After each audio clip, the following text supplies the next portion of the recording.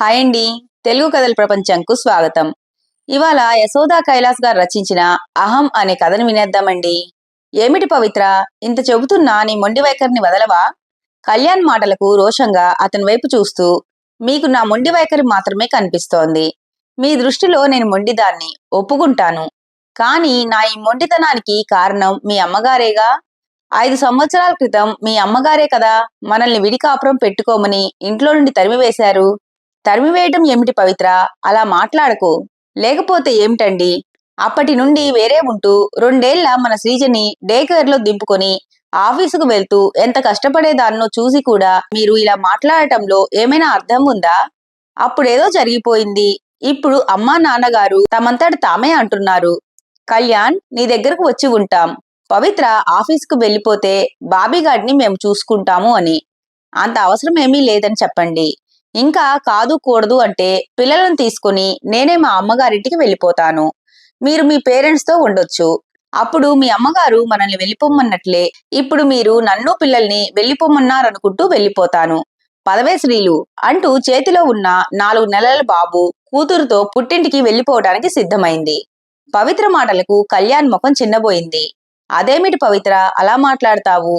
నువ్వు మీ అమ్మగారింట్లో, నేను మా అమ్మా నాన్నతో ఉండటం ఏమిటి? ఈ చిన్న విషయానికే మన బంధానికి అడ్డుగోడలు వేసుకుందామా? తండ్రి అలా మాట్లాడుతూ ఉంటే 7 ఏళ్ల కూతురు శ్రీజ కళ్ళు పెద్దవి చేసుకుని తండ్రి వైపే చూస్తోంది. నిన్నటి నుండి ఇంట్లో ఇదే పరిస్థితి. మనం అమ్మమ్మ వాళ్ళ ఇంటికి వెళ్ళిపోదామే శ్రీజ అంటూ తల్లి తనతో అంటూ ఉండటం, తండ్రి అమ్మను బతిమలాడటం చూస్తూనే ఉంది. మా అమ్మ నాన్నగారు మనతో కలిసి ఉండాలని నీ దగ్గరకు వచ్చేస్తామురా కళ్యాణ్ అంటూ ఉంటే వద్దని ఎలా చెప్పగలను పవిత్ర? ఇంటికి పెద్ద కొడుకుగా వాళ్ళని చూసుకోవాల్సిన బాధ్యత నాకు లేదా చెప్పు? ఏం మీ పెద్దన్నయ్య దగ్గర మీ అమ్మా నాన్న ఉండటం లేదా? పవిత్ర నుండి సమాధానం లేదు. కళ్యాణ్కి చాలా భయంగా ఉంది. పవిత్ర పిల్లలను తీసుకుని వెళ్ళిపోతుందేమోనని. చాలా పట్టుదల పవిత్రకి. విషయం తెలిస్తే అమ్మా నాన్నగారు ఎంత బాధపడతారు? మా గురించి మీ సంసారంలో కలతలేమిట్రా అంటూ అమ్మ ఏడ్చేస్తుంది. ఈ వయసులో తాము వాళ్ళని క్షోభ పెట్టినట్లు కాదా? అయినా పవిత్రకేమిటి అంత అహం? సంసారం అన్నాక ఏవో సమస్యలు వస్తూనే ఉంటాయి. ఎప్పుడో ఏదో జరిగిందని ఇంకా దాన్నే పట్టుకొని వేలాడటం ఏమిటి? మూర్ఖత్వం కాకపోతే? 8 సంవత్సరాల క్రితం కొత్తగా పెళ్ళయి అత్తవారింటికి వచ్చిన పవిత్ర అత్తవారింట్లో తను కోరుకున్న ప్రైవసీ లేదని గ్రహించింది. మామగారు, కాలేజీ చదువు చదువుతున్న 2 ఆడపడుచులు, మరిది, వచ్చిపోయే బంధువులతో ఇల్లు ఎప్పుడూ హడావిడిగా ఉండేది. పైగా అద్దె ఇల్లు. 2 బెడ్రూమ్లు, హాలు, వంటగది మాత్రమే. భర్త పక్కన కూర్చొని మాట్లాడుకోవటానికి అవకాశం ఉండేది కాదు.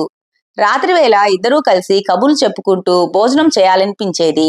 పగలంతా ఇద్దరికీ ఆఫీసులో గడిచిపోయినా సాయంత్రం ఇంటికి వచ్చాక భర్తతో ఏకాంత సమయాన్ని కోరుకునేది పవిత్ర. తమ బెడ్రూంలోకి వచ్చి హాయిగా రిలాక్స్ అవుదామనుకుంటూ ఉంటే మరిది అక్కడ చదువుకుంటూ కనిపించేవాడు. రాత్రి 10ంటికి గాని ఇల్లు సద్దుమనియేది కాదు. శని ఆదివారాలు తలుపులేసుకుని పడుకుంటే అత్తగారు, చూడు పవిత్ర, పెళ్లికాని పిల్లలున్నారింట్లో, అలా మీరు తలుపులు బిడాయించుకొని పడుకోవటం బాగుండదు.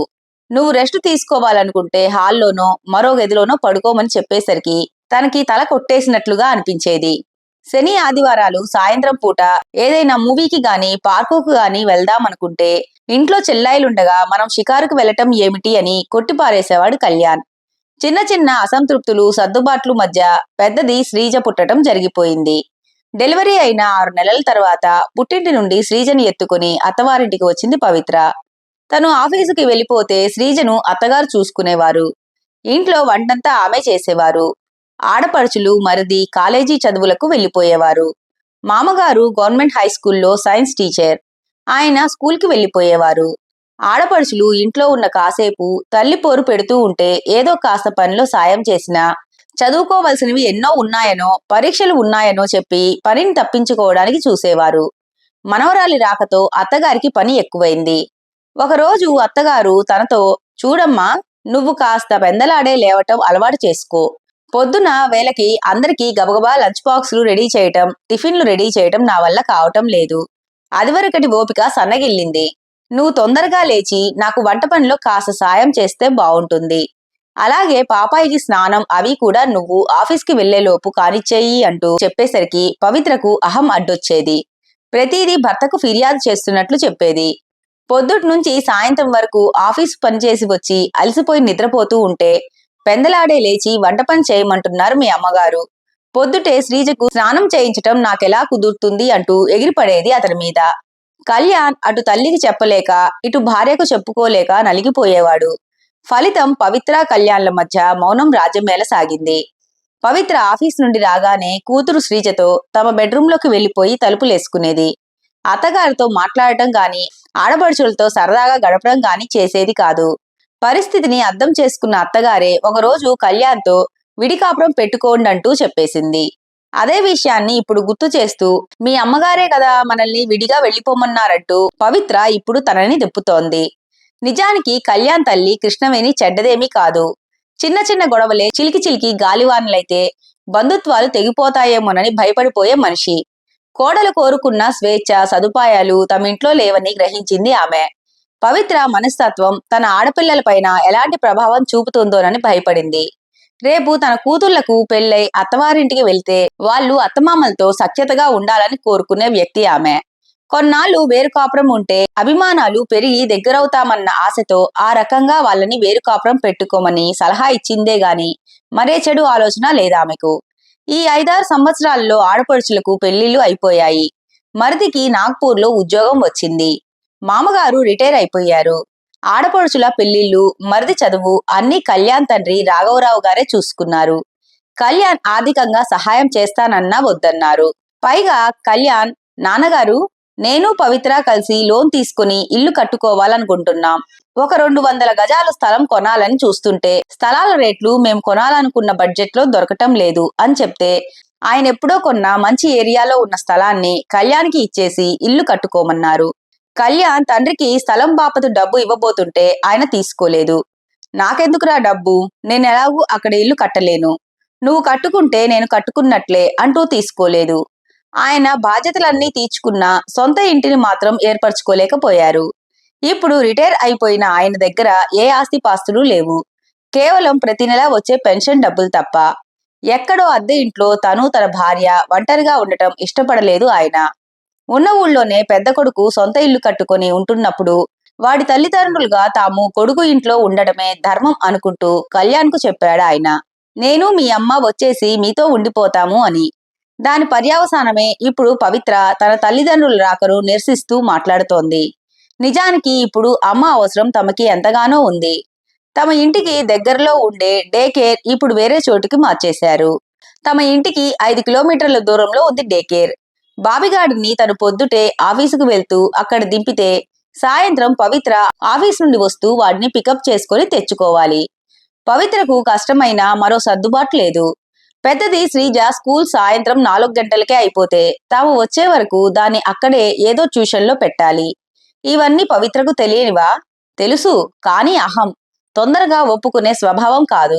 మేకపోతు గాంభీర్యాన్ని ఒలకబోస్తోంది గాని బాబిగాడి రాకతో ఇటు వాడిని పాప శ్రీజను చూసుకుంటూ ఆఫీసుకు వెళ్లి రావటం ఎంత కష్టమో తెలియదా తనకి? చివరి ప్రయత్నంగా పవిత్రతో వస్తామంటున్న అమ్మా నాన్నగారిని రావద్దని ఎలా చెప్పమంటావు? కొన్నాళ్లు ఉంచుకుందాం, ఆ తరువాత నాగ్పూర్లో ఉన్న మా తమ్ముడు వేణు దగ్గరకు పంపిస్తాను అని చెప్పి పవిత్రను మొత్తానికి ఒప్పించాడు. కళ్యాణ్ తల్లిదండ్రులు వచ్చిన 3-4 నెలల్లోనే ఇంట్లో ఎంతో మార్పు.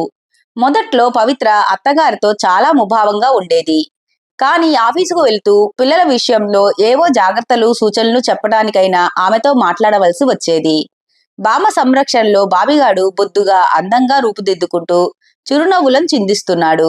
శ్రీజని డే కేర్ లో వేసినప్పుడు ఎప్పుడూ దానికి వైరల్ ఇన్ఫెక్షన్సే. తరచుగా జలుబు, దగ్గు, జ్వరం వచ్చేవి. ఎవరో ఒకరు ఆఫీస్కి సెలవు పెట్టి కూర్చునేవారు. పిల్ల కూడా అర్భకంగా ఉండేది. ఇప్పుడు అలా కాదు.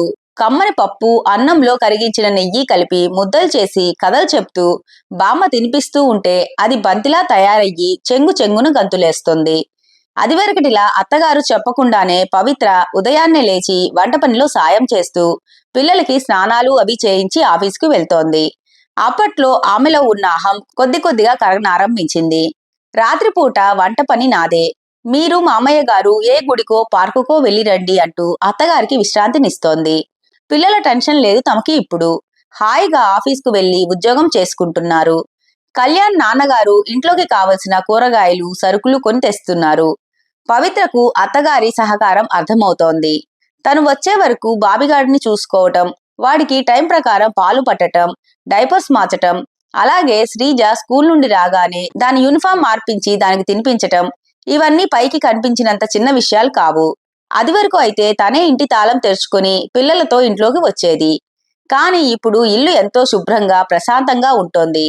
ముఖ్యంగా పిల్లలు ఆరోగ్యంతో కలకలలాడుతూ పెద్దవారి సంరక్షణలో పెరుగుతున్నారు. అప్పట్లో తన అహంకారపు పొరల్లో అత్తగారు ప్రేమ కనపడేది కాదు. నిజానికి అత్తగారు అప్పుడు ఇప్పుడు కూడా అదే ప్రేమను చూపుతున్నారు. తనే ఆమెను సరిగా అర్థం చేసుకోలేకపోయానని బాధపడింది.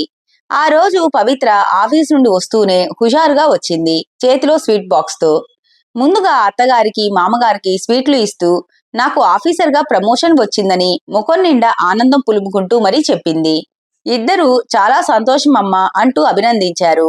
ఈలోగా కళ్యాణ్ రెండో చెల్లెలు శ్రీవాణి తల్లికి ఫోన్ చేసింది. ఆమె ముఖం నిండా ఆనందమే. పవిత్రతో నీకు ప్రమోషన్ రావటమే ఆనందం అనుకుంటే మీ చిన్న ఆడపడుచు వాణికి 3వ నెల అని డాక్టర్ కన్ఫర్మ్ చేసిందట. ఈ రోజు అన్ని శుభవార్తలే. మనసు ఆనందంతో పొంగిపోతోందమ్మా అంటూ కోడలి వైపు ఆప్యాయంగా చూస్తూ అంది. ఓ అవునా అత్తయ్య గారు, నిజంగానే పెద్ద శుభవార్త.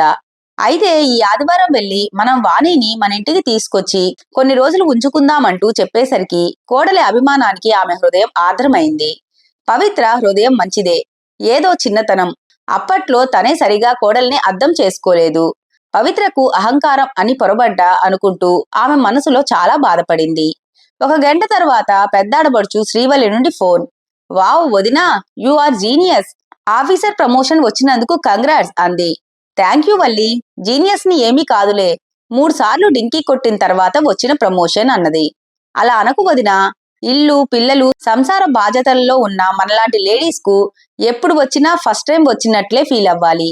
ఇంతకీ మా వదిన ఆఫీసర్ అయినందుకు ఈ ఆడపడుచుకి ఏం గిఫ్ట్ ఇస్తుందో నాటక బక్కీలో అంది.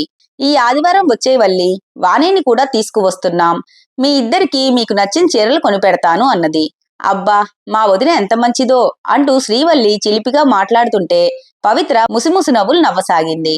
ఆ రోజు రాత్రి అయితే మేడం గారి దగ్గర నేను చాలా జాగ్రత్తగా ఉండాలేమో అంటూ ఆట పట్టిస్తున్న కళ్యాణ్ వైపు ప్రేమగా చూస్తూ, నా ఈ ప్రమోషన్ కి కారణం అత్తయ్య గారే. 4 సంవత్సరాల నుండి నేను నా కెరీర్ మీద సరిగా ఫోకస్ చేయలేకపోయాను. అదీ కాక శ్రీజ ఎప్పుడూ సిక్ అవుతూ ఉండేది. నేను ఎక్కువ సెలవు తీసుకున్న కారణంగా నా పెర్ఫార్మెన్స్ అప్రైజల్ కి పూర్ రేటింగ్ పడేది. అందుకే ప్రమోషన్ కి డ్రాప్ అవుతున్నాను. కానీ అత్తయ్య గారు మామయ్య గారు ఇక్కడికి వచ్చిన ఈ సంవత్సర కాలంలో ఒక్క రోజు కూడా నేను లీవ్ తీసుకోకుండా ఆఫీస్కు వెళ్లి వస్తున్నాను.